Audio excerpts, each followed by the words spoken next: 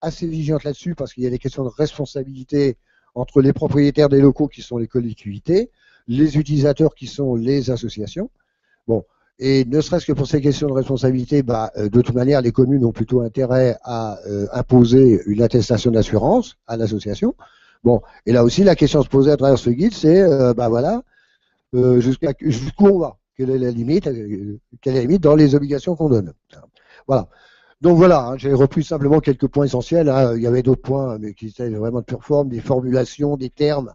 Là aussi, où j'ai apporté quelques petites précisions ou modifications, où j'ai souhaité qu'on en fasse. Voilà. Donc, moi, il me semble surtout ce qu'il faut retenir, hein, c'est aussi ce travail de co-construction sur un exemple, hein, ce guide. C'est un exemple de co-construction directe entre l'État et le réseau. Et ça, moi, ça me paraît être vraiment un élément à prendre en compte. Oui, merci beaucoup Patrick, parce que c'était vraiment extrêmement complet. Merci à toi. Moi, je donne encore une précision sur l'investissement de Patrick Allard sur ce dossier, parce qu'en fait, ce guide, donc c'est bien un guide à l'usage de la subvention sur lequel on a travaillé aux côtés du ministère de la Vie associative, du mouvement associatif et des instances de représentation des collectivités territoriales, donc l'ADF, l'ARF et l'AMF. À aujourd'hui, ce guide, mais je vais y revenir après parce que je vais vous faire une présentation un peu générale du contexte dans lequel on a participé à ce chantier. À aujourd'hui, ce guide est passé, donc il est fini, il est passé en relecture.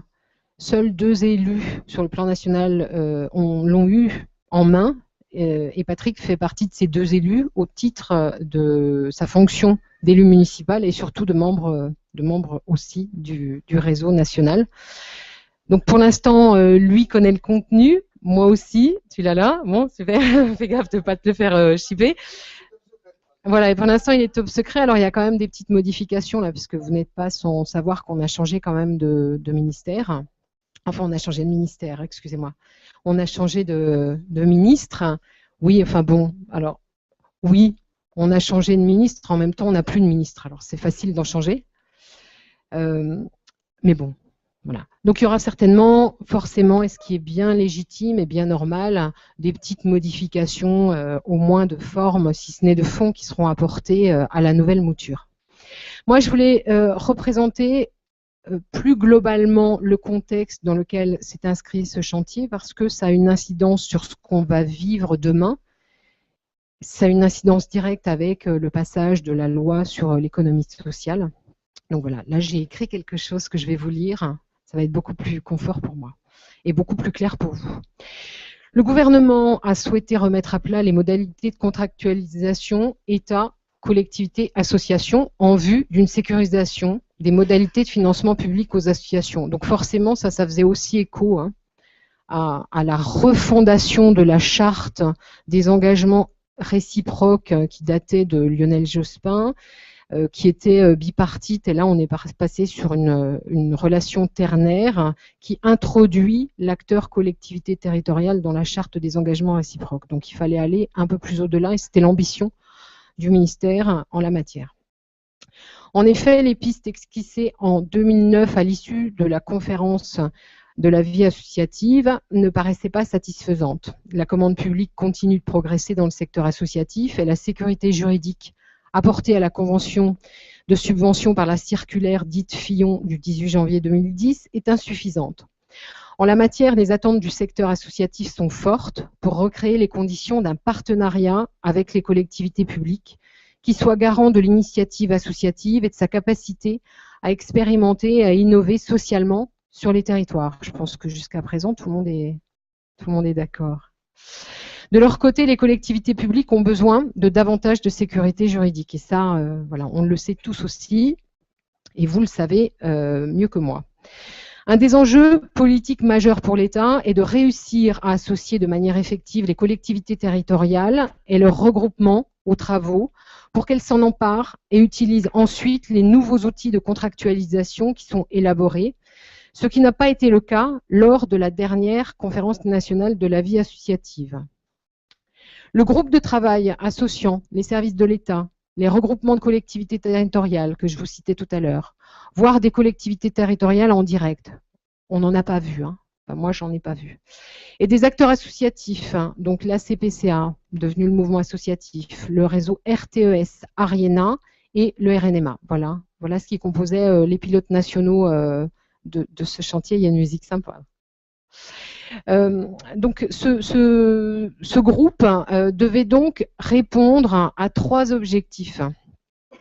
Reconnaissance de l'initiative associative, ça c'était le premier point. Deuxième point, simplification et sécurisation du cadre juridique. Et troisième point, appropriation par l'ensemble des acteurs et en particulier, forcément, puisque là c'est le public cible, en particulier par les collectivités territoriales. Donc ce chantier s'est décliné à travers 3 principales actions. La première a été la conférence nationale sur la question des financements associations collectivités qui s'est déroulée le 27 juin, conférence à laquelle l'association Mode d'Emploi était partenaire et un grand nombre de maisons membres du réseau ont participé. Deuxième déclinaison, ça a été de se dire, bon sang, il existe certainement de belles pratiques, hein, des pratiques inspirantes de contractualisation entre collectivités et associations aux différents échelons territoriaux. Donc, allons voir qu'est-ce qui se passe. Et dans ce cadre-là, le ministère de la Vie associative a commandité une étude auprès du CRIDA, donc qui est un centre de recherche et d'études, hein, c'est de l'universitaire, justement pour identifier les belles pratiques et les pratiques inspirantes. Donc, ces pratiques-là, sur ce chantier-là, excusez-moi, 12 maisons des assos ont participé directement. Donc à chaque fois, là, les appels à contribution, vous le savez, hein, tout le monde m'a dit on reçoit beaucoup de mails, on reçoit beaucoup de mails. Oui, vous en avez reçu 352 exactement l'année dernière. Donc voilà, vous recevez des mails. Dans ces mails, il y a des appels à contribution et ça, c'était presque l'appel à contribution le plus important de l'année. Bah oui, 12 maisons ont répondu. Sur les 12 maisons qui ont répondu, il y en a une qui a été retenue sur les 4, sur l'ensemble de toutes les expériences intéressantes, innovantes, à explorer, à essaimer, pas à dupliquer, mais à essaimer. Il y en a une qui, sur les 4, hein, qui est celle d'Aubagne, donc je les cite. Alors il n'y a pas les représentants officiels, mais il y a au moins une représentante toute légitime et historique qui est Annie Berardo. Donc voilà, cette expérience aubagnaise du Conseil local de la vie associative est intégrée au guide à l'usage de la subvention et a été mis en avant dans l'étude. Donc tous ces documents vont sortir sous peu, on attend encore le calendrier. Mais là aussi, je voulais souligner la forte mobilisation des membres. Voilà. Donc afin de répondre aux 3 objectifs là que je viens de vous citer, 4 hypothèses de travail ont plus particulièrement été explorées de manière concomitante durant les travaux. Donc la première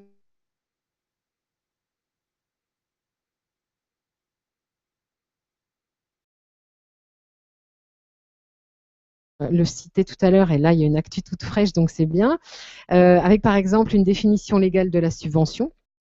Deuxième point, l'analyse d'un contenu sécurisé, d'une procédure d'appel à initiative visant à formaliser le cadre de cette procédure hybride entre l'appel d'offres et la subvention classique sur des initiatives associatives. Cette procédure pourra apporter des éléments de réponse aux besoins de sécurité juridique des collectivités publiques, tout en laissant l'initiative des projets aux acteurs et en restant dans le cadre de la subvention. Ça, c'est un point fondamental. Troisième point, la révision de la fameuse